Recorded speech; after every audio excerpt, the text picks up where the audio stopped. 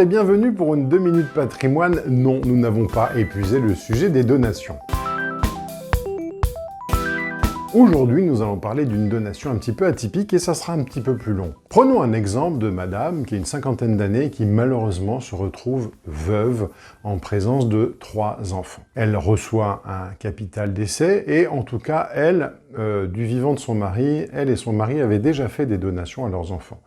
Globalement, avant 15 ans, ils ne peuvent plus rien donner. Madame vivait dans une région qui ne lui plaisait pas et elle décide de changer de région et finalement d'aller construire sa nouvelle résidence principale. Mais sous l'influence de son conseil, elle se dit « écoute, ça serait mieux d'essayer d'optimiser les choses au niveau successoral ». Son conseil lui propose une stratégie originale que je vous propose ici. Elle va acheter un terrain et de ce terrain, qu'elle achète ou qu'elle possède déjà, elle en donne la nue propriété à ses enfants. Une fois la donation effectuée, elle va déposer un permis de construire et construire sa résidence principale. Suite à cela, elle va occuper cette résidence principale.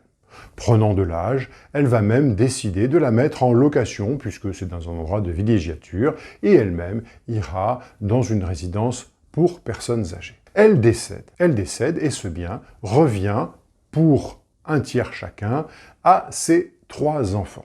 Y a-t-il un abus de droit ou quelque chose de répréhensible dans ce montage? Eh bien, a priori, non. Il faut toutefois respecter un certain nombre de limites temporelles. D'abord, il va falloir faire une donation en bonne et due forme. Deuxièmement, il faudra déposer un permis de construire après la donation. Troisièmement, il faudra jouir. L'usufruitier doit jouir tout en conservant la substance. Il faudra jouir du bien ou le louer à un moment donné. Et enfin, le jour où notre temps sur Terre est passé, nos enfants pourront bénéficier du bien.